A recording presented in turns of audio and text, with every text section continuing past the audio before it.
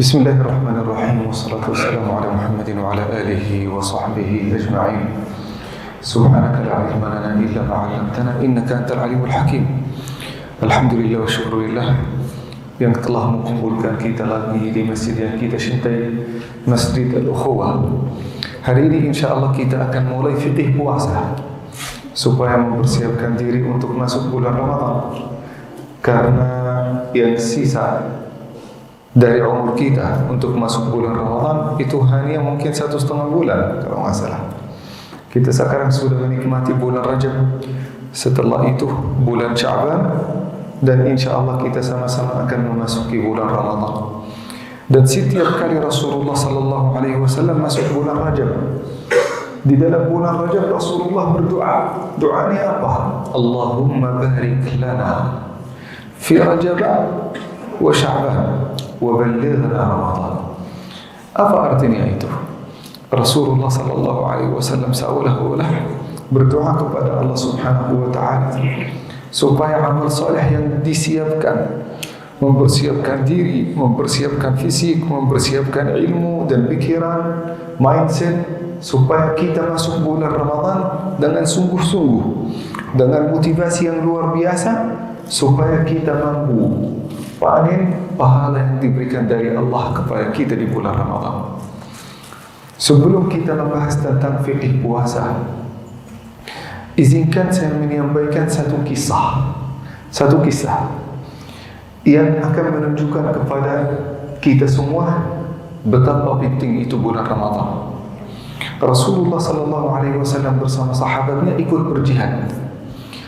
Ada di antara sahabat Rasulullah sallallahu alaihi wasallam yang pertama kali masuk Islam itu sebelum mulai ghazwah, sebelum ada ghazwat Badr, sebelum ada Uhud, sebelum ada Hunain. Ada dua di antara sahabat yang dua-duanya bersaing, siapa di antaranya yang akan berjihad lebih banyak supaya pahalanya di sisi Allah lebih banyak. Tetapi qadarullah, dua sahabat ini salah satunya meninggal dunia. Kapan meninggal dunia? Di Badr, ghazwat Badr. Dan itu termasuk ghazwah yang paling pertama yang dilakukan oleh Rasulullah dan sahabat. Yang satu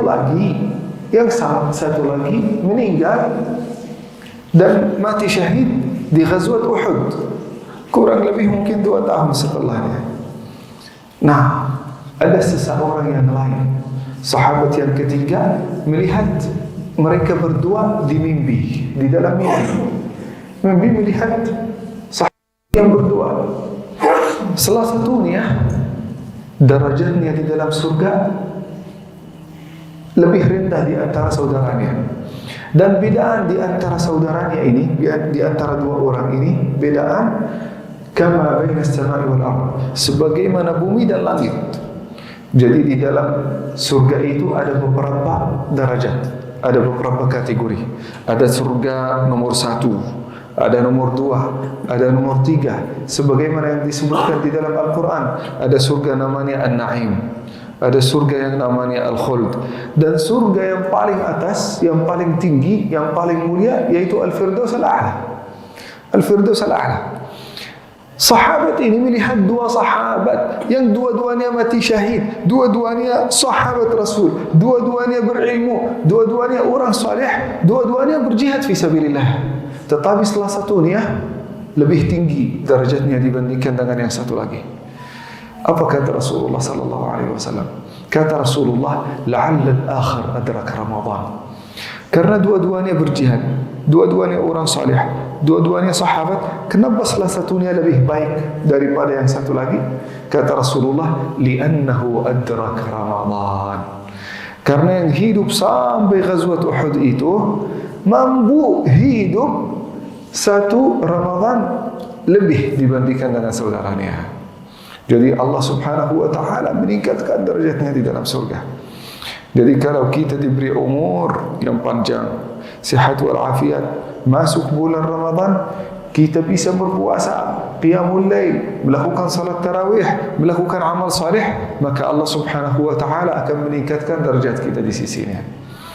Bisa jadi itu lebih besar daripada jihad, bisa jadi itu lebih besar daripada amal saleh yang lain kalau Allah Subhanahu wa taala memberikan kepada kita rezeki untuk masuk, untuk bisa hidup sampai bulan Ramadan. Nah, sebelum kita membahas tentang puasa, marilah kita tahu rutinitas Rasulullah sallallahu alaihi wasallam selama bulan Ramadan. Apa yang dilakukan oleh Rasulullah?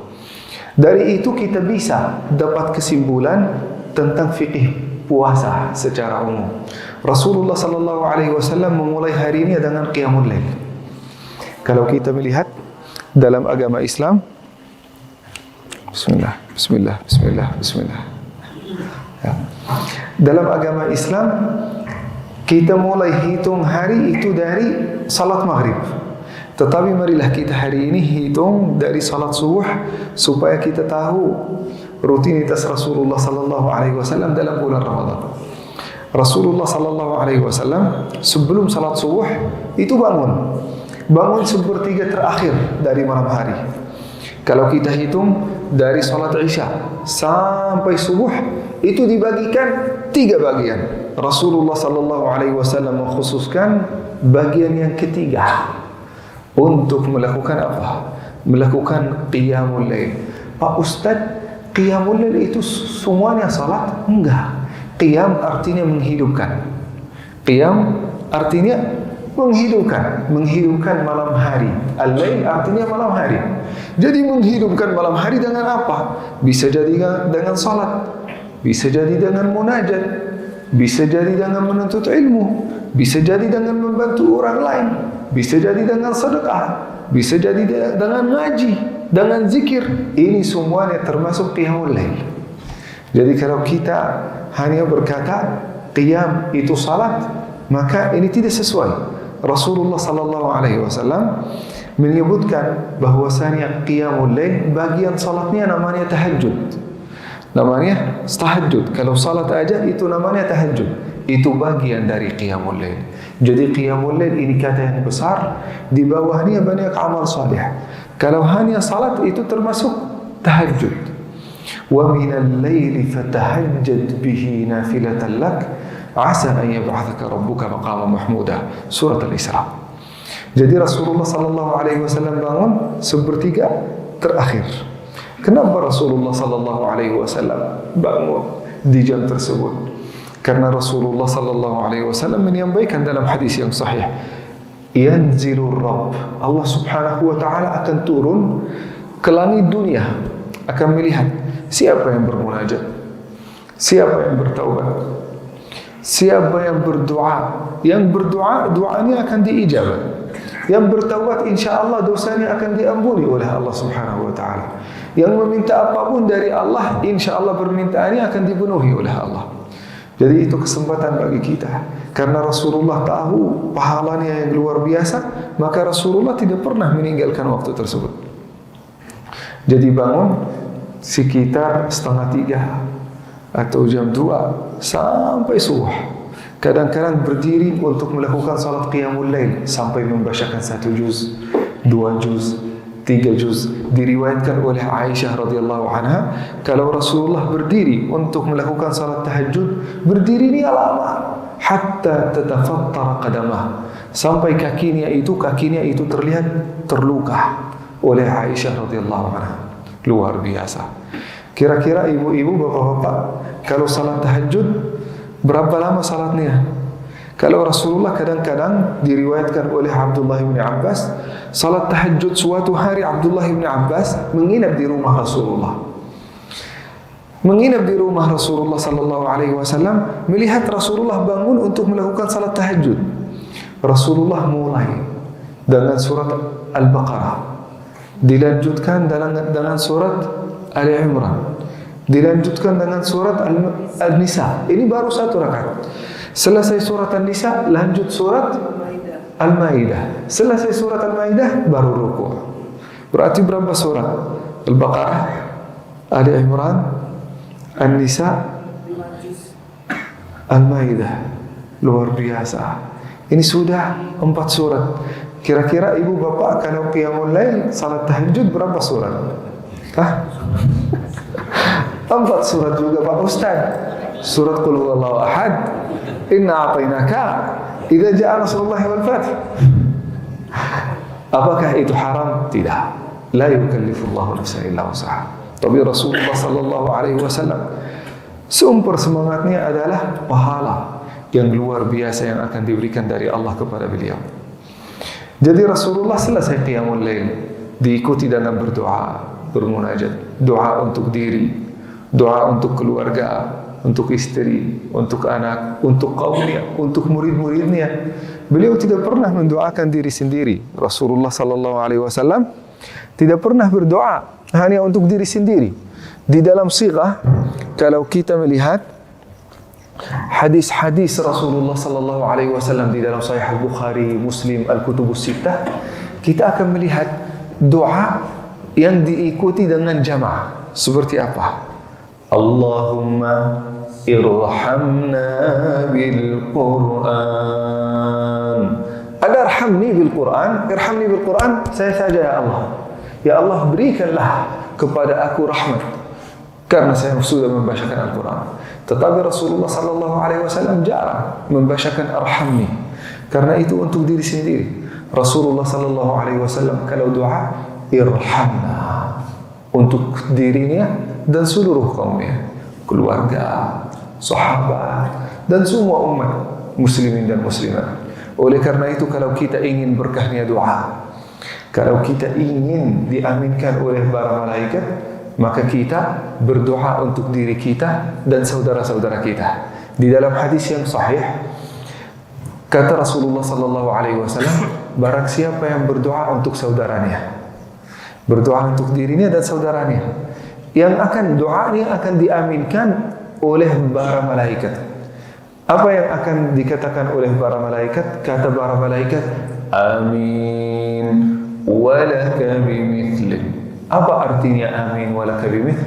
Amin, semoga Allah subhanahu wa ta'ala memberikan engkau hal yang sama. Kita mendoakan, ya Allah, bahagiakanlah saudaraku ini, ya Allah, berikanlah rezeki kepada saudaraku ini. Maka Allah subhanahu wa ta'ala akan menyuruh malaikat untuk mendoakan kita dengan doa yang sama. Berarti para sahabat dapat kesimpulan dari hadis ini, berarti kalau kita mendoakan saudara kita, mendoakan keluarga kita, itu jauh lebih baik daripada mendoakan diri kita sendiri. Maka kalau kita berdoa, jangan hanya berdoa untuk diri sendiri. Dan itu sunnah Rasulullah SAW. Selesai doa dan selesai zikir di malam hari, Rasulullah SAW mempersiapkan diri untuk melakukan sahur. Sahurnya Rasulullah SAW apa saja? Nah, di dalam hadis yang sahih, meskipun tidak disebutkan di dalam bulan Ramadan, itu juga di hari-hari yang lain. Rasulullah SAW kalau pagi hari, kalau makanan sahur, memulai harinya dengan makanan namanya at-tharid. At-tharid. Kalau dalam bahasa Indonesia karena tidak ada ta dibacakan sa, sarid. Tapi dalam bahasa Arab tharid. Itu bagaimana bisa dimasak? Bagaimana kita bisa masak masakan ini di dalam rumah secara singkat? Karena kajian ini bukan kajian masak ya. Tapi makanan ini bagaimana disiapkan? Dan makanan ini Masya Allah sangat dan amat besar manfaatnya di dalam menurut kesehatan. Tharid ini terdiri dari laban. Apa itu laban? Susu. Dicampur dengan tidak disebutkan di dalam hadis kambing atau mungkin sapi. Tetapi di zaman Rasulullah SAW jarang ada sapi, khususnya di padang pasir. Di padang pasir susah ada sapi di sana. Nah, tetapi di dalam hadis apakah disebutkan? Tidak disebutkan. Yang penting ada susu. Dicampur dengan gandum, tahu roti. Roti yang sudah dihaluskan. Setelah itu dicampur dengan kurma. Ada kurmanya supaya ada manisnya. Dan setelah itu dicampur dengan daging yang sudah dihaluskan, sudah dimasak duluan. Daging sudah dimasak, tinggal dimasukkan setelah dihaluskan di dalam campuran tersebut. Setelah itu dipanaskan, itu yang namanya at-tharid. Dan itu masakan Rasulullah sallallahu alaihi wasallam, masakan favoritnya Rasulullah. Kalau di zaman kita di Indonesia ada makanan yang sama enggak ya? Enggak ada ya? Paling mungkin ada bubur hijau ya. Karena ada proteinnya. Ini terdiri dengan apa? Kenapa ada manfaat kesehatan yang luar biasa? Terdiri dari karbohidrat, yaitu roti dan kurma. Ini karbohidrat. Terdiri dari ada seratnya. Seratnya itu ada di dalam kurma. Terdiri dari protein. Di mana proteinnya? Ada di dalam susu, ada di dalam daging. Ada lemaknya juga yang dibutuhkan oleh tubuh kita. Dari mana? Dari daging yang ditambahkan di dalam tharid tersebut. Luar biasa. Oleh karena itu Rasulullah sallallahu alaihi wasallam kalau puasa tidak pernah merasa lelah, tidak pernah merasa capek. Karena Rasulullah sallallahu alaihi wasallam pula kehidupannya itu dan pula makanannya itu makanan yang sehat. Selesai makan, berhenti sejenak. Itu namanya waktu imsak. Apakah harus waktu imsak? Nanti kita akan menjelaskannya di dalam fikih puasa. Imsak, jadi berhenti makan, menahan diri untuk makan sampai azan subuh. Berapa lama? Hadis ini diriwayatkan oleh Abdullah bin Ummi Maktum. Rasulullah punya dua muazzin. Muazzin pertama namanya Abdullah bin Ummi Maktum. Jadi kadang-kadang kalau kita melihat masjid-masjid NU, salat subuh sebelumnya ada dua azan kan? Nah, ada dua azan. Itu juga sunnat Rasulullah sallallahu alaihi wasallam sebenarnya. Jadi ada dua muazzin. Muazzin pertama namanya Abdullah bin Ummi Maktum. Seorang buta yang tidak bisa melihat. Yang kedua namanya Bilal bin Rabah. Azan pertama untuk imsak. Untuk imsak supaya kita menahan diri jangan makan lagi. Nah, bukan untuk membangunkan kita untuk mulai sahur, hanya untuk imsak. Antara azan pertama dan azan kedua, kata para sahabat, sebagaimana kita membacakan 50 ayat. Rata-rata di dalam Al-Quran, kalau saya sendiri membacakan 50 ayat, itu kurang lebih 10 menit. 10 menit itu 50 ayat.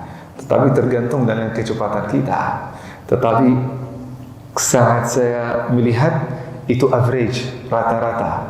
Kalau mungkin ayat-ayat di dalam surat Al-Baqarah beda dibandingkan dengan ayat di dalam surat di juz 30. Oleh karena itu kita menghitung yang rata-rata. 50 ayat itu sekitar 10 menit.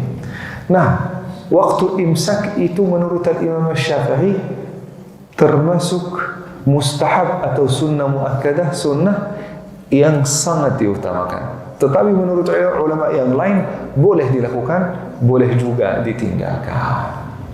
Setelah itu azan subuh. Para ulama berkata, sebelum azan subuh kita harus sudah berniat. Tetapi menurut Imam Syafi'i dan Imam Al-Hanafi, dua mazhab ini, mereka mengharuskan niat puasa di bulan Ramadan harus dimulai dari Isya. Setelah salat Isya, sebelum kita tidur, sebelum kita istirahat, harus kita sudah berniat untuk berpuasa hari berikutnya. Tetapi ada keringanan dari madhab al-Imam al-Maliki wal-Hambali untuk melakukan niat itu sebelum azan subuh. Dan tidak boleh meninggalkan niat itu setelah salat subuh kecuali kalau puasa sunnah. Kalau puasa sunnah boleh kita niat dari pagi hari, siang hari juga nggak apa-apa. Asal kita tidak membatalkan puasa kita pagi hari. Nah, jadi kalau bulan Ramadan menurut mazhab al-Imam Al-Hanafi dan Al-Hanafi wa Syafi'i harus dari malam hari. Sedangkan Al-Maliki wal Hambali itu sebelum azan subuh itu harus kita sudah melakukan niat.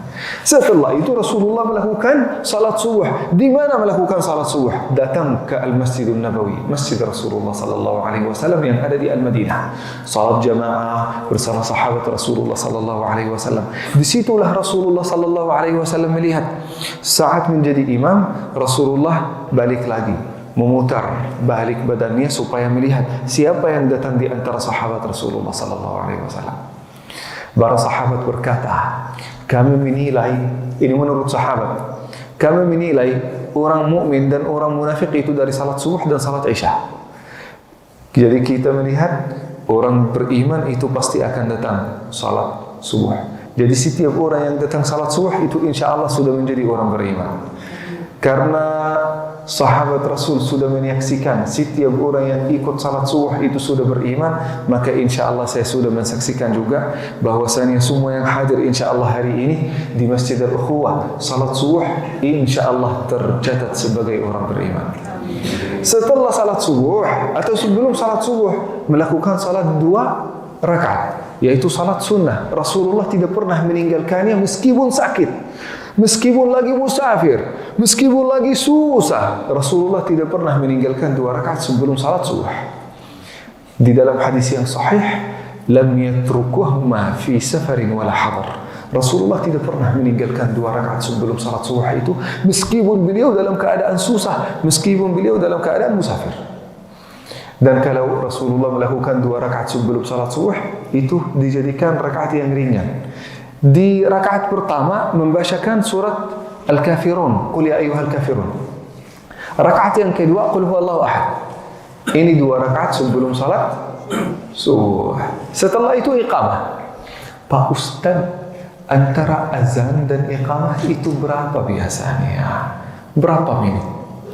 Karena di zaman Rasulullah sallallahu alaihi wasallam tidak ada detik, tidak ada menit, tidak ada jam. Bagaimana mereka mengukurnya? Rasulullah sallallahu alaihi wasallam menunggu waktu yang wajar supaya terkumpul semua jamaahnya. Kalau sudah terkumpul melakukan salat, tidak ada waktu tertentu. Di zaman kita bagaimana Pak Ustaz? Bagusnya kita menentukan waktunya. Bagusnya kita menentukan waktunya, karena kita sekarang sudah punya mikrofon, kita punya speaker. Jadi setiap orang sudah tahu kapan waktu salat subuh. Sedangkan di zaman Rasulullah sallallahu alaihi wasallam yang dengar azan hanya yang di sekitar masjid. Yang jauh-jauh tidak ada yang dengar. Jadi kadang-kadang datang jauh-jauh, dan di zaman Rasulullah hanya ada 1 masjid. Hanya ada 1 masjid, dan Masjid Nabawi. Setelah itu terbuka Masjid Quba dan masjid-masjid berikutnya. Setelah salat subuh, apa yang dilakukan oleh Rasulullah? Pulang ke rumah? Tidak. Menahan diri. Di mana? Di musalla. Duduk di tempat salatnya. Sebagaimana ibu dan bapak duduk di dalam musallanya. Sampai kapan? Sampai terbitnya matahari. Lakukan apa? Dengar hadis, dengar ayat, ngaji, membacakan Al-Quran, mempelajari ilmu bermanfaat, melakukan amal saleh apapun sampai terbitnya matahari. Kalau sudah terbit, matahari terbit, nunggu setelah itu sebelumnya. Setelah itu melakukan 2 rakaat, yaitu salat isyraq atau salat duha. Salat duha itu sama dengan salat isyraq. Kalau dilakukan awal waktu namanya salat isyraq. Kalau dilakukan akhir waktu namanya salat duha. Melakukan 2 rakaat kata Rasulullah sallallahu alaihi wasallam, maka insyaallah pahalanya seperti haji dan umrah yang sempurna. Luar biasa. Ibu dan bapak kalau mau berangkat umrah sekarang harus bayar berapa? 30 juta, 40 juta. Capeknya juga lumayan. Apalagi kalau kita mau berangkat haji, kita harus antri 10 tahun, 20 tahun, 30 tahun. Bisa jadi kita meninggal dunia sebelum kita berangkat. Kecuali kalau kita mungkin beli yang haji khusus atau haji furadah, kita harus bayar ratusan juta. Kata Rasulullah sallallahu alaihi wasallam, gampang. Tidak harus kita nabung banyak-banyak. Tidak harus kita nunggu lama-lama. Insya Allah datang ke Masjid Al-Ukhuwah, dengar kajian dan hadis ayat Allah Subhanahu wa taala yang disampaikan oleh ustaz-ustaz. Setelah itu kita melakukan 2 rakaat, insya Allah pahala haji dan umrah akan tersalurkan kepada kita. Rasulullah melakukan itu sampai isyraq, sampai waktu isyraq melakukan 2 rakaat. Di dalam beberapa riwayat Rasulullah kadang-kadang melakukannya sampai 4 rakaat. Melakukannya 4 rakaat. Berapa rakaat biasanya salat duha? Tidak ada batasnya. Al-Imam Zainul Abidin As-Sajjad, cucunya Rasulullah sallallahu alaihi wasallam, Karena waktunya luas, tidak punya kesibukan pagi hari, kadang-kadang melakukan salat duha sampai 1000 rakaat. Bisa bayangkan? 1000 rakaat. Luar biasa. Jadi tidak ada batasnya, sesuai kemampuan kita. Setelah itu Rasulullah sallallahu alaihi wasallam tidak tidur pagi hari, tidak pernah tidur. Kenapa? Karena Rasulullah melarang pagi hari untuk tidur. Kenapa? Kata Rasulullah sallallahu alaihi wasallam, "Dzaka waqtun yuwazza'u fihi ar-rizq." Waktu ini Allah Subhanahu wa taala akan membagikan rezeki dan berkah kepada kaum muslimin dan muslimat. Bagaimana kalau saat Allah Subhanahu wa taala membagikan rezeki, kita dalam keadaan tidur? Apa yang dilakukan oleh Rasulullah? Bekerja, mencari nafkah, mencari rezeki, membantu keluarganya. Sampai kapan? Sampai menjelang salat zuhur. Sebelum salat zuhur, Rasulullah sallallahu alaihi wasallam melakukan ibadah yang kita semuanya suka. Ibadah itu namanya al-qailulah. Tidur sejenak. Berapa lama tidurnya Rasulullah sallallahu alaihi wasallam? Kalau dalam hitungan kita sekarang dari 30 menit sampai 45 menit. Nah, itu waktu tidurnya Rasulullah sallallahu alaihi wasallam. Namanya qailulah atau napping dalam bahasa Inggris. Nah, itu berapa lama? Itu di sekitar dari 30 sampai 40-an menit. Kalau kita qailulah biasanya berapa jam? 3 jam, 4 jam. Dan juga kalau kita membacakan dari segi kesehatan, dan ini di antara mata kuliah yang saya ajarkan, yaitu imunologi, ilmu kekebalan, supaya kita bisa memperbaiki kekebalan kita. Di antara ikhtiar yang kita perlu lakukan adalah refreshing. Bagaimana refreshing diri kita sendiri? Dengan napping, dengan melakukan qailulah. Qailulah berapa lama? Sama persis dengan apa yang dilakukan oleh Rasulullah sallallahu alaihi wasallam, tidak lebih dari 45 menit, maksimalnya jangan sampai di atas 1 jam. Kalau sudah di atas 1 jam akan mengganggu tiduran atau tidur kita, istirahat kita di malam hari. Jadi kita hanya mengkhususkan waktu dari 30 menit sampai 45 menit, itu yang terbaik. Setelah itu Rasulullah sallallahu alaihi wasallam mempersiapkan diri untuk salat zuhur. Di mana? Di masjid. Rasulullah sallallahu alaihi wasallam setelah azan datang ke masjid. Setelah itu nunggu. Berkumpul jamaahnya, berkumpul alhamdulillah semuanya. Selesai salat zuhur, selesai salat sunnah, qabliyah dan ba'diyah yang sudah dijelaskan di dalam fikih salat. Rasulullah sallallahu alaihi wasallam melanjutkan kerjanya. Bukan melanjutkan tidurnya, melanjutkan kerjanya sampai asar. Disitulah setelah salat asar Rasulullah sallallahu alaihi wasallam waktu fleksibel beliau. Apa yang dilakukan oleh Rasulullah sallallahu alaihi wasallam? Dalam beberapa riwayat Rasulullah silaturahim kesaudaraannya, tetangganya, sahabatnya, teman-temannya. Itu dilakukan kapan? Setelah salat asar. Kadang-kadang juga setelah salat asar, ibu-ibu, bapak-bapak yang saya cintai, kadang-kadang juga membantu keluarganya. Untuk membantu apa? Untuk masak, untuk mempersiapkan buka puasa. Sebelum buka puasa dan sebelum azan maghrib, Rasulullah menyisihkan sebagian dari waktu beliau untuk bermunajat, berdoa. Disitulah waktu terbaik untuk orang yang berpuasa. Kalau ingin berdoa kepada Allah Subhanahu wa taala, maka waktu terbaiknya sebelum salat maghrib. Kata Rasulullah sallallahu alaihi wasallam, "Inna lis-shaimi da'watun la turad." Rasulullah sallallahu alaihi wasallam bersabda, bagi orang yang berpuasa sebelum azan maghrib, doanya tidak akan pernah tertolak oleh Allah Subhanahu wa taala. Jadi pasti doanya akan tersampaikan kepada Allah. Tinggal kita mau menyampaikan apa. Kalau saya sendiri. Karena waktu saya khususkan hanya 5 menit. 5 menit. Untuk sebagian dari menjadi muhasabah, sebagian berdoa. Sebelum saya sudah masuk 5 menit ini, saya tulis list. Orang yang menitipkan doa, tulis namanya.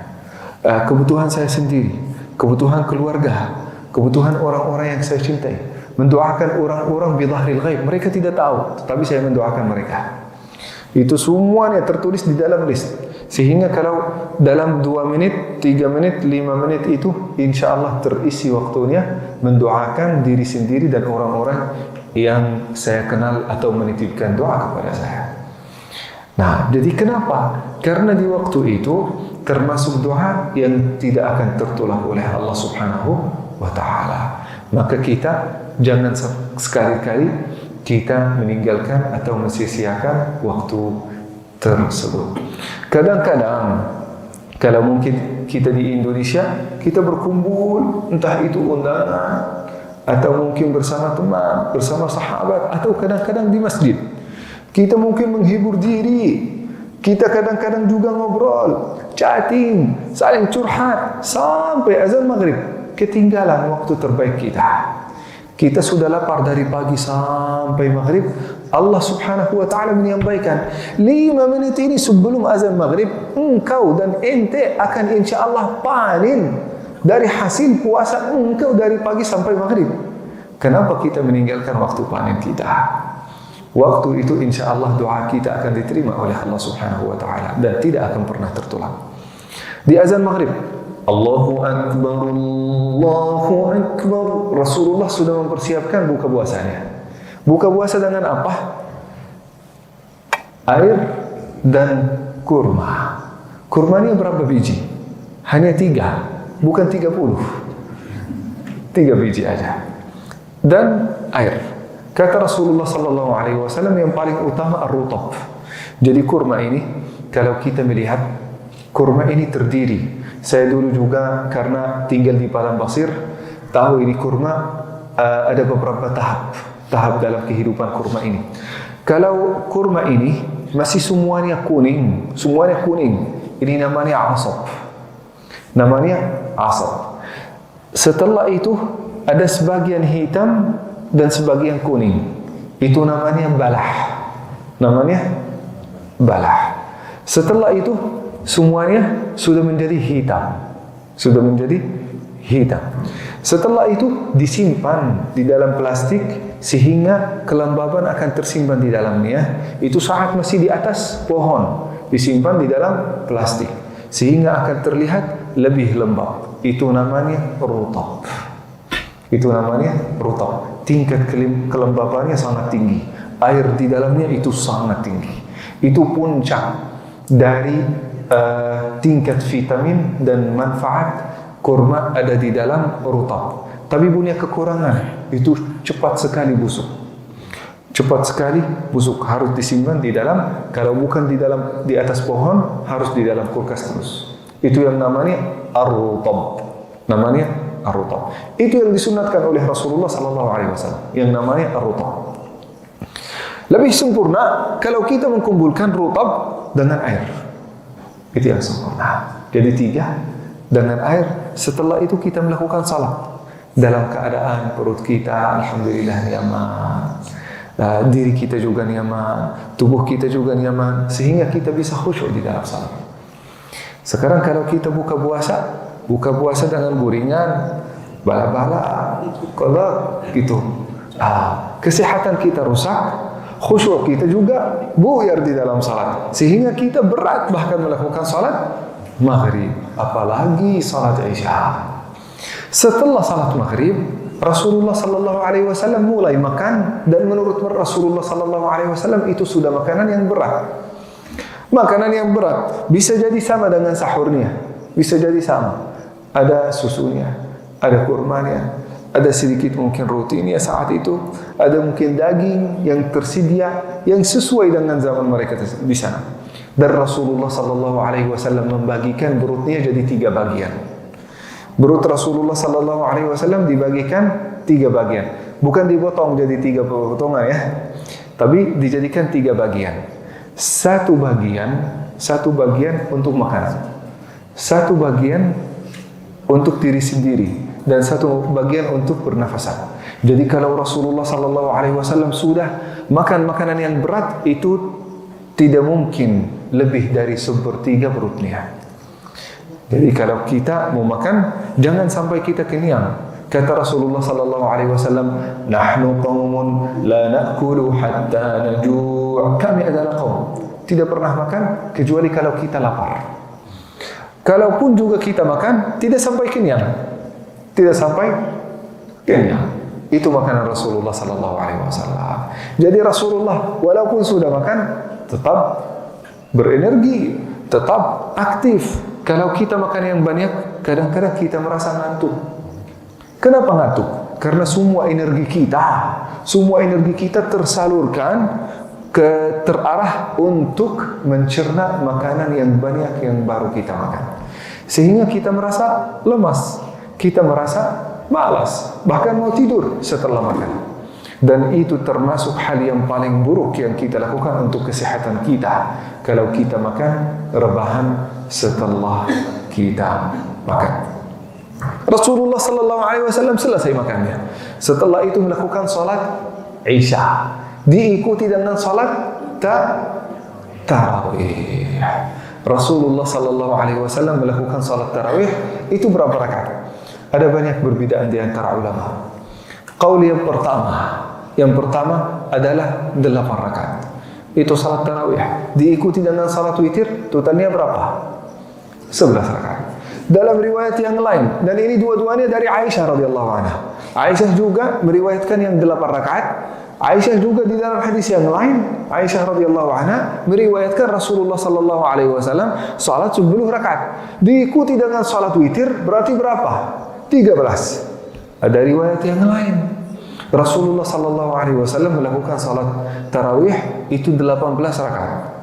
Diikuti dengan salat witir itu berarti 21 rakaat. Ada riwayat yang lain 20 rakaat. Diikuti dengan salat witir 23 rakaat. Ada riwayat yang lain 36 rakaat. Diikuti dengan salat witir 39 rakaat. Ada riwayat yang 40 rakaat diikuti dengan salat witir jadi berapa?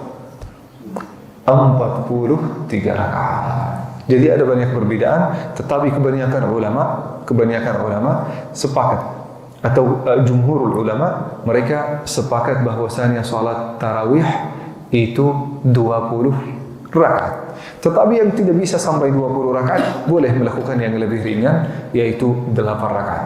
Ada juga seseorang yang mau melakukannya lebih ringan lagi karena kesibukannya bisa 2 rakaat. Itu minimalnya salat tarawih 2 rakaat. Jadi mathna. Yang sudah sibuk boleh ikut di salat di Masjid Al-Ukhwah mengikuti salat bersama imam 2 rakaat. Yang masih ada waktu boleh sampai 4 rakaat. Boleh sampai 8 rakaat. Di sini di masjid ini berapa rakaat Ustaz? 8 rakaat. Dan ini sesuai dengan hadis Aisyah radhiyallahu anha. Jadi kita tidak boleh ribut dan saling mengingkari tentang siapa yang terbaik salatnya. Salat tarawih. Insya Allah semuanya ada riwayatnya, semuanya ada hadisnya, dan itu rahmat kasih sayangnya Allah Subhanahu wa taala kepada kita. Yang tidak mampu 20 boleh mengikuti yang 8 rakaat dan sesuai kemampuan kita. Rasulullah sallallahu alaihi wasallam biasanya di dalam salat tarawih melakukannya mathna. Apa artinya mathna? Para ulama berkata 2 rakaat salam, 2 rakaat salam, 2 rakaat salam. Tapi ada hadis yang lain kata Rasulullah sallallahu alaihi wasallam atau Rasulullah sallallahu alaihi wasallam pernah melakukannya 4 rakaat. Tetapi di dalam hadis yang sudah diriwayatkan oleh beberapa sahabat, Rasulullah sering melakukannya mathna. 2 rakaat. Tapi pernah sekali-kali Rasulullah melakukannya sampai 4 rakaat baru salam. Jadi boleh kita mengamalkan dua-duanya, yang lebih ringan yang membuat kita lebih nyaman. Setelah salat tarawih Rasulullah sallallahu alaihi wasallam tidak makan lagi. Rasulullah segera istirahat untuk mempersiapkan diri bangun di sepertiga terakhir malam hari. Di dalam hadis yang sahih, ini ada hadisnya juga. Dan hadis ini di dalam Sahih Al-Bukhari. Diriwayatkan bal muttafaqun alaih, ada di dalam Sahih Al-Bukhari dan Muslim. Tingkat kesahihannya sangat tinggi. Kata Rasulullah ada diriwayatkan oleh beberapa sahabat, Rasulullah sallallahu alaihi wasallam tentang salat Isya, Rasulullah sallallahu alaihi wasallam tidak pernah tidur sebelum salat Isya. Jadi kalau selesai salat Maghrib, Meskipun sudah ngantuk, berusaha untuk menahan diri. Jangan sampai tidur setelah salat maghrib atau sebelum salat isya. Wa yakrahu al-kalama ba'daha. Kalau diajak ngobrol setelah salat isya atau setelah salat tarawih, Rasulullah sallallahu alaihi wasallam tidak mau. Tidak mau diajak ngobrol. Tidak mau diajak jalan-jalan. Tidak mau diajak berkegiatan setelah salat tarawih. Itu waktu istirahat beliau. Atau mungkin yang menurut kita waktu me time ya Rasulullah sallallahu alaihi wasallam untuk diri sendiri, untuk istirahat supaya bangun cepat. Berarti rata-rata Rasulullah sallallahu alaihi wasallam tidur malam hari itu jam berapa? Sekitar jam 9 udah tidur. Bangunnya jam berapa Pak Ustaz? Bangunnya jam 3, setengah 3, itu sekitar. Berarti kalau kita hitung juga qailulahnya Rasulullah sallallahu alaihi wasallam, total tidurnya Rasulullah sallallahu alaihi wasallam dari 6 sampai 6 jam 30 menit. Itu tidurnya Rasulullah sallallahu alaihi wasallam. Umur Rasulullah saat menyampaikan dakwahnya sampai beliau meninggal mulai dari 42 sampai 63, selama 20 tahun. Rasulullah sallallahu alaihi wasallam selalu tidur hanya 6 jam atau 6,5 jam. Dan itu waktu terbaik untuk orang yang tua. Tetapi anak muda menurut kesehatan mungkin perlu waktu tidur lebih sedikit. Lebih sedikit. Mungkin 7 jam, 7,5. Kalau anak kecil, remaja, dan mungkin lebih kecil makin banyak waktu tidurnya. Mungkin bayi yang baru lahir itu tidurnya sampai 20 jam. Kalau mungkin yang usianya sudah 10 tahun, 12 tahun, itu disuruh tidur 8 jam, jangan kurang dari 8 jam. Setelah itu kalau sudah menjadi anak muda 7 jam. Kalau saya sekarang mungkin ya 7 jam sekarang. Kalau sudah menjadi 40-an jam, dikurangi menjadi 6,5. Setelah itu kalau sudah 50 cukup. 6 jam itu sudah sangat cukup, atau 5,5 itu sudah sangat cukup untuk orang tua. Itu yang dilakukan oleh Rasulullah sallallahu alaihi wasallam. Rasulullah tidak pernah masuk ITB. Rasulullah tidak pernah lulus dari Unpad. Rasulullah tidak pernah sarjana, tetapi sumber ilmunya adalah dari Allah Subhanahu wa taala. Ternyata semua perilaku Rasulullah sallallahu alaihi wasallam itu sesuai dengan kesehatan. Oleh karena itu Rasulullah sallallahu alaihi wasallam hidup sehat, kuat, padahal tidak pernah masuk rumah sakit, tidak pernah disuntik, tidak pernah dapat obat apapun. Tapi Rasulullah sallallahu alaihi wasallam selalu menjaga kesehatannya dengan pola kehidupan yang dijaga saat di bulan Ramadan maupun di luar bulan Ramadan. Kita mungkin berhenti di sini. Mungkin kalau ada pertanyaan, komentar, atau mungkin munakasyah, diskusi yang ingin disampaikan, silakan. Insya Allah pertemuan yang akan datang kita akan mulai berbicara bukan tentang puasa, tetapi kita akan mulai berbicara tentang kafarah, fidyah, dan insya Allah qadha. Karena itu mungkin lebih utama daripada bulan Ramadan, harus dilakukan sebelum bulan Ramadan. Setelah itu kita akan masuk di dalam fikih puasa bulan Ramadan. Silakan barangkali ada pertanyaan atau mungkin ada yang mau disampaikan dari ibu dan bapak. Alhamdulillah. Jazakallahu khairan. Silakan kita buka sesi tanya jawab. Masih ada waktu sekitar 15 menit. Masih lama ya? Ya. Silakan singkat saja pertanyaannya. Assalamualaikum warahmatullahi wabarakatuh. Waalaikumsalam warahmatullahi wabarakatuh. Nama saya tinggal di orang dari nomor 126. Pertanyaan, sholat sunnah atau sholat tarawih yang dilakukan berjamaah setelah sholat isya sama dengan sholat tarawih atau sholat tarawih dilakukan sendiri, tapi waktunya adalah setelah jam 2 atau sepertiga malam terakhir. Itu bahkan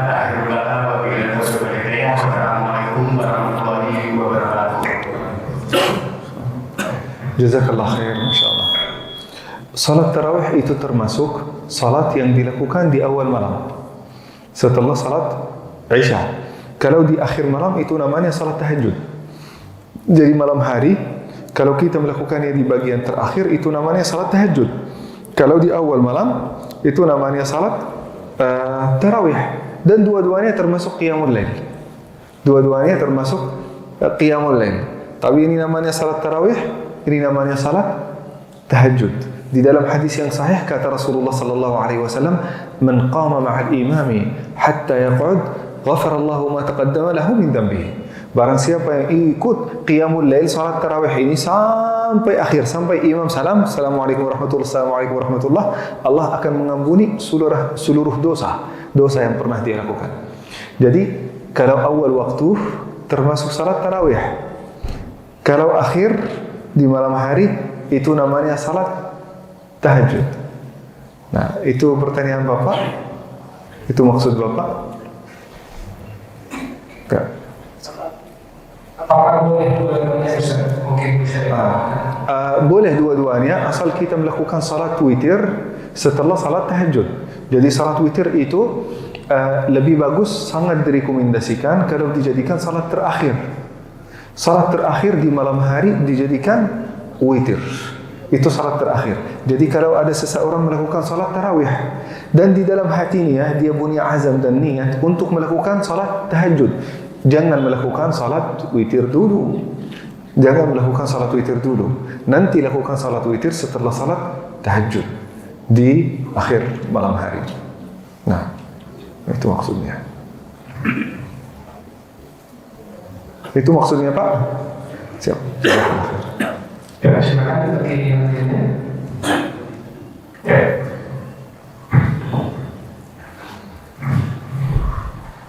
Pertanyaan saya mengenai niat puasa Syekh. Bolehkah kita berniat puasa di awal Ramadan? Saya berniat puasa selama 1 bulan atau ada jamaah. Sebenarnya saya pernah membacakan ini di antara aqwalul Imam Syafi'i. Jadi di dalam mazhab Imam Syafi'i punya beberapa ulama-ulama di dalamnya, punya beberapa tariqah. Salah satunya boleh kita sebenarnya niat dari awal bulan Ramadan untuk seluruh bulan Ramadan. Nah, tetapi kalau menurut kebanyakan ulama, yaitu jumhur ulama, kita melakukan yang paling aman. Yang paling aman setiap malam kita berniat dari malam hari sebelum kita istirahat. Itu yang paling aman. Kita lupa malam hari, tidak apa-apa. Kita melakukannya sebelum azan subuh. Dan saya yakin, apa artinya niyah? Niyah keinginan. Keinginan untuk melakukan sesuatu. Meskipun kita tidak mengucapkannya, meskipun kita tidak membacakannya, sudah ada keinginan untuk melakukan puasa, itu sudah termasuk niat. Tidak usah diucapkan.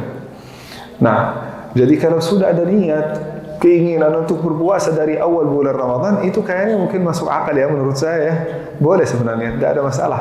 Dan itu qaul dikuatkan dengan salah satu pendapat mazhab al-Imam Asy-Syafi'i. Tetapi yang paling aman kita niat dari malam hari. Itu yang disepakati oleh ulama. Malam hari itu yang terbaik.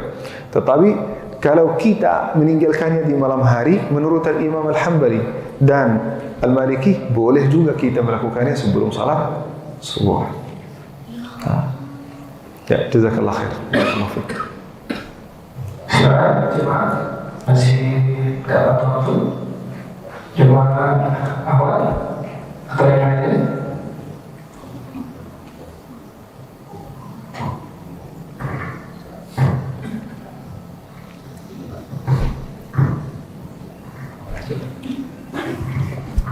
Assalamualaikum warahmatullahi wabarakatuh. Waalaikumsalam warahmatullahi wabarakatuh. Saya mau tanya saya tentang sholat tarawih.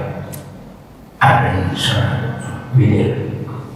Sholat tarawih itu kan ada pendapat bahwa Rasulullah SAW dikerjakan dengan masa hanya 3 hari. Betul. Terus sholat witir kalau di luar bulan Ramadan biasanya laksanakan kita Malaysia boleh itu berurusan itu saja. Ini yang saya ditanyakan. Terima kasih. Assalamualaikum warahmatullahi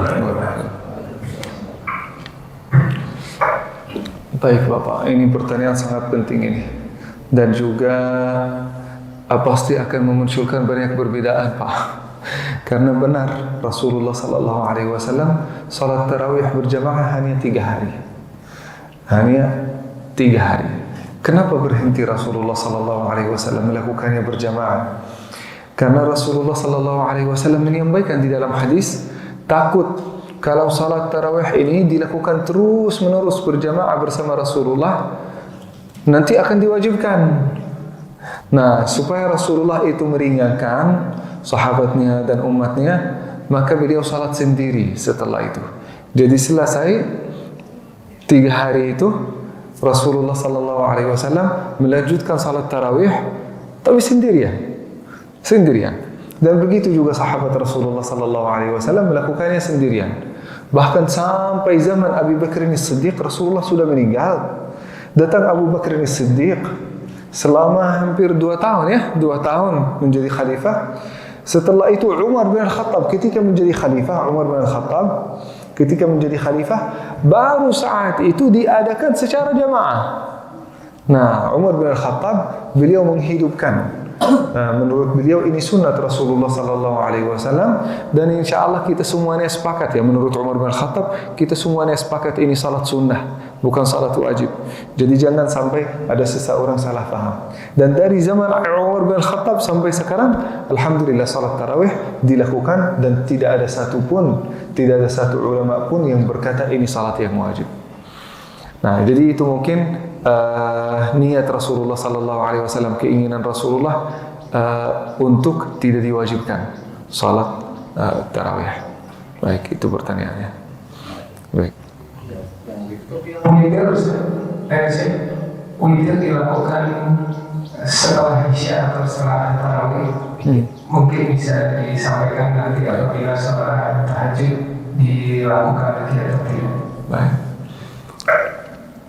Kalau di dalam witir, kita bilang witir ini setelah salat dijadikan salat terakhir malam hari.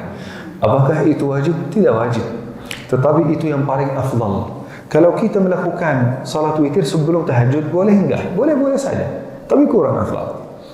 Boleh saja, tapi kurang afdal. Bahkan kalau kita melakukannya sebelum salat tarawih, silahkan. Tapi kurang afdal. Kita tidak akan dapat pahala yang sempurna. Kita ingin pahala yang sempurna, lakukan urutannya begini. Salat tarawih. Setelah itu kita melakukan salat tahajud. Baru setelah itu kita melakukan salat witir. Ini tertib yang diajarkan oleh Rasulullah sallallahu alaihi wasallam, dan tidak ada ibadah yang lebih indah, lebih besar pahalanya daripada ibadah Rasulullah sallallahu alaihi wasallam. Jadi kita ikut yang paling aman, kita ikut sunnat Rasulullah sallallahu alaihi wasallam. Kita sama-sama aman. Tapi kalau kita merubah sedikit, misal kita tidak yakin kita melakukan salat tahajud, kadang-kadang kita tidak yakin gitu ya. Kita mau, ya udah saya insya Allah akan melakukan salat tarawih, setelah itu salat witir, karena tidak ada niat untuk melakukan salat tahajud. Bangun sebelum salat subuh dan lagi kosong, ada waktu untuk melakukan salat. Diisi dengan salat tahajud. Boleh setelah itu melakukan salat witir lagi, boleh saja, tidak ada masalah. Dilakukan 2 kali tidak ada masalah juga. Jadi salat witir tetap namanya salat witir. Entah itu kita melakukannya di awal malam atau di akhir malam. Itu namanya salat witir. Tetapi beda kalau salat tarawih dan salat tahajud. Tidak ada salat tahajud yang dilakukan di awal malam. Tahajud itu di akhir malam. Jadi salat witir kalau mau dilakukan setelah salat tarawih boleh, mau dilakukan setelah salat tahajud boleh. Kalau kita pun juga sudah melakukannya setelah salat tarawih dan juga mau melakukannya lagi setelah salat tahajud, tidak ada masalah. Saya sendiri ini kadang-kadang menjadi imam di beberapa masjid. Kadang-kadang imam di salat tarawih di masjid ini salat tarawih, dan DKM masjid mereka menyampaikan, Syekh, boleh enggak salat witir setelahnya? Boleh, supaya kita sama-sama tetap bersama jamaah. Karena hadis Rasulullah sallallahu alaihi wasallam, jamaah itu akan dapat pahala salat tarawih yang sempurna kalau mereka salat bersama imam sampai akhir. Coba kalau mungkin saya meninggalkan salat sedangkan mereka masih salat. Nah, jadi kasihan jamaah ini. Mereka mungkin akan berkurang pahalanya. Oleh karena itu, saya salat sampai akhir salat witir. Setelah itu mengisi salat tahajud di masjid yang satu lagi, di masjid yang lain. Salat witir lagi setelah salat tahajud. Apakah boleh? Boleh. Tapi memang kurang afdal. Yang afdal itu kita melakukan salat witir itu satu kali, yaitu setelah salat tahajud. Jazakallah khair. Kalau kita mau mencari yang afdal juga, kita melihat imam salat witir, kita di rakaat yang ketiga berdiri lagi untuk melakukan rakaat yang keempat, supaya terhitung sebagai bagian dari salat tarawih. Bagian dari salat tarawih. Nah, mungkin seperti itu Bapak. Jazakallah khair. Barakallahu fiik. Silahkan ada pertanyaan lagi. Silakan ya Pak.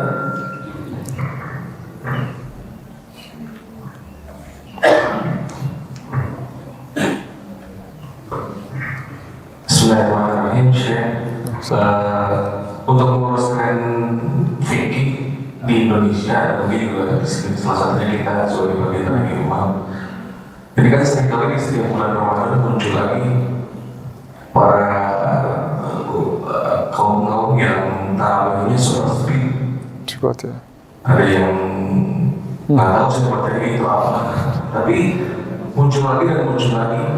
Itu gimana ya sih? Minimal kita tidak mengikuti atau mengiyakan atau seperti apa. Terima kasih. Ya, baik. Assalamualaikum. Sebenarnya itu bukan hanya di Indonesia, di Turki juga ada. Di bagian desa-desa di Turki juga ada salat yang cepat. Khususnya di orang-orang yang Masya Allah mereka rajin bertasawuf. Tetapi tidak semua orang yang bertasawuf itu melakukan salat tahajud atau salat tarawih itu cepat-cepat.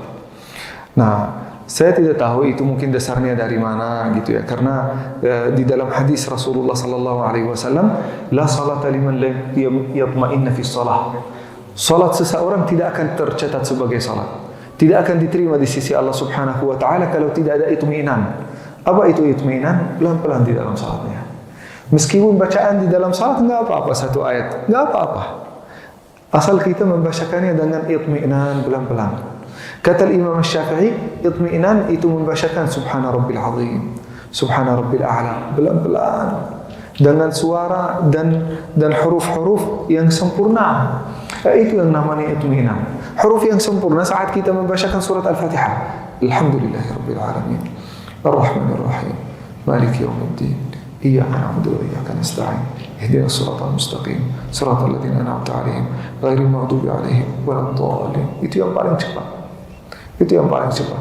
Tapi kalau kita lebih cepat sampai kita merusak huruf-huruf yang kita bacakan seperti Alhamdulillahirabbil alamin, itu sudah merusak huruf-hurufnya.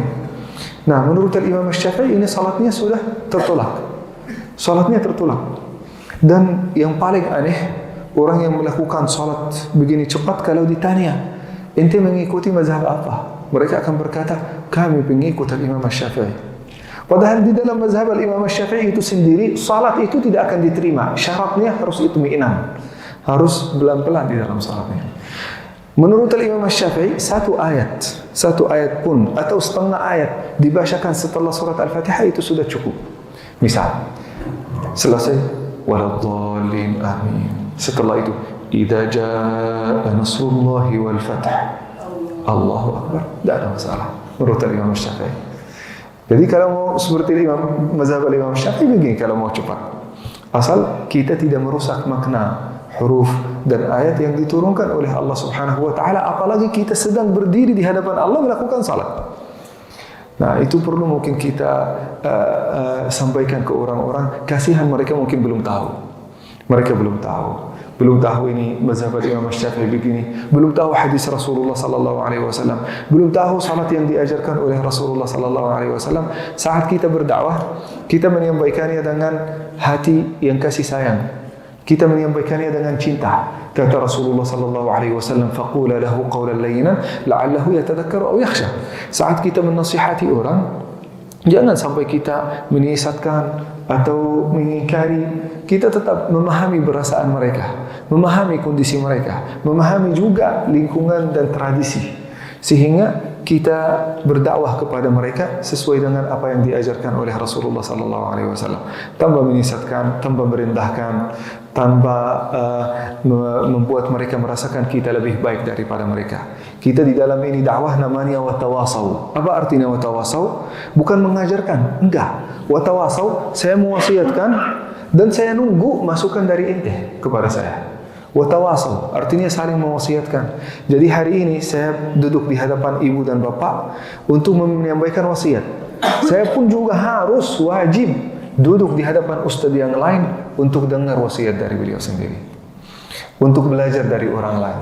Dan ini perintah Allah Subhanahu wa taala kepada kita, menasihati dan harus menerima nasihat dari orang lain. Jazakallah khair. Ini pertanyaan juga sangat penting untuk lingkungan kita di Indonesia. Barakallahu fiik. Waktunya sudah habis, Ustaz.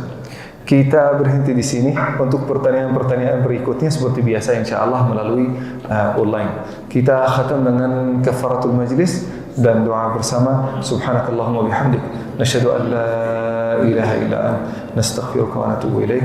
Jazakumullahu khairan. Barakallahu fikum. Mudah-mudahan Allah Subhanahu wa taala menguatkan kita supaya kita mengamalkan isi daripada ceramah ini. Mudah-mudahan insyaallah kita hidup sehat walafiat, panjang umur sampai kita masuk bulan Ramadan. Kalau kita sudah masuk bulan Ramadan, mudah-mudahan kita menyempurnakan ibadah yang dicintai oleh Allah Subhanahu wa taala di dalamnya. Jazakumullahu khairan. Barakallahu fikum. Wassalamu alaikum warahmatullahi wabarakatuh.